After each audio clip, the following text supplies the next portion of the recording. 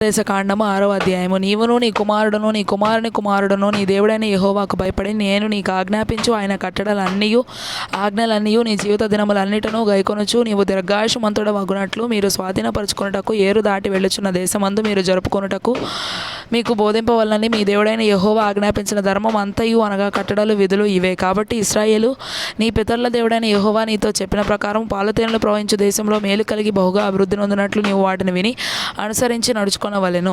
ఇశ్రాయేలు వినుము, మన దేవుడైన యెహోవా అద్వితీయుడగు యెహోవా. నీ పూర్ణ హృదయముతోనూ నీ పూర్ణ ఆత్మతోనూ నీ పూర్ణ శక్తితోనూ నీ దేవుడైన యెహోవాను ప్రేమింపవలను. నేడు నేను నీకు ఆజ్ఞాపించి ఈ మాటలు నీ హృదయంలో ఉండవలను. నీవు నీ కుమారులకు వాటిని అభ్యసింపజేసి నీ ఇంట కూర్చుండినప్పుడు త్రోవ నడుచునప్పుడును నీవు నీ కుమారులకు వాటిని అభ్యసింపజేసి నీ ఇంట కూర్చుండునప్పుడును త్రోవను నడుచునప్పుడును పండుకొనున్నప్పుడును లేచినప్పుడును వాటిని గూర్చి మాట్లాడవలను. సూచనగా వాటిని నీ చేతికి కట్టుకొనవలను. అవి నీ కనుల నడుమ బాసికము వలె ఉండవలను. నీకు ఇంటి ద్వార బంధముల మీదను నీ గౌనుల మీదను వాటిని వ్రాయవలను. నీ దేవుడైన యెహోవా నీ పితరులైన అబ్రహాము ఇస్సాకు యాకోబులతో చేసిన ప్రమాణమును బట్టి నిన్ను ఆ దేశంలో ప్రవేశపెట్టి నీవు కట్టని గొప్పవగు మంచి పురములను నీవు నింపని మంచి ద్రవ్యముల చేత నింపబడిన ఇండ్లను నీవు త్రవ్వకపోయినను త్రవ్వబడిన బావులను నీవు నాటని ద్రాక్ష తోటలను ఒలీవల తోటలను నీకు ఇచ్చిన తర్వాత నీవు తిని తృప్తి పొందినప్పుడు దాసుల గృహమైన ఐగుప్తు దేశంలో నుండి నేను రప్పించిన యెహోవాను మరవకుండా నీవు జాగ్రత్త పడము. నీ దేవుడైన యెహోవాకు భయపడి ఆయనను సేవించి ఆయన పేరట ప్రమాణము చేయవలను.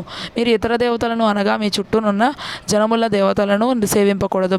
నీ మధ్యను నీ దేవుడైన యెహోవా రోషము గల దేవుడు గనుక నీ దేవుడైన యెహోవా కోపాగ్ని ఒకవేళ నీ మీద రగులుకొని దేశంలో ఉండకుండా నిన్ను నశింపజేయను. మీరు మస్సాలో మీ దేవుడైన యెహోవాను శోధించినట్లు ఆయనను శోధింపకూడదు. మీరు మస్సాలో మీ దేవుడైన యెహోవాను శోధించినట్లు ఆయనను శోధింపకూడదు.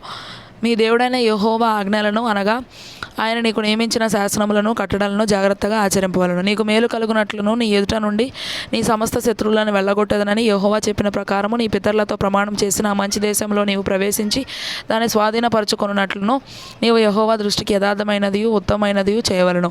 ఇక మీదట నీ కుమారుడు మన దేవుడైన యెహోవా మీకు ఆజ్ఞాపించిన శాసనములు కట్టడలు విధులు ఏవని నిన్ను అడుగునప్పుడు నీవు నీ కుమారునితో ఇట్లనము, మనం ఐగుప్తులో ఫరోకు దాసులమై ఉండగా యెహోవా బాహుబలము చేత ఐగుప్తులో నుండి మనల్ని రప్పించెను. మరియు యెహోవా ఐగుప్తు మీదను ఫరో మీదను అతని ఇంటి వారందరి మీదను బాధాకరములైన గొప్ప సూచక క్రియలను అద్భుతములను మన కనుల ఎదుట కనుపరిచి తాను మన పితరులతో ప్రమాణం చేసిన దేశమును మనకిచ్చి మనల్ని దానిలో ప్రవేశపెట్టుటకు అక్కడ నుండి మనల్ని రప్పించెను.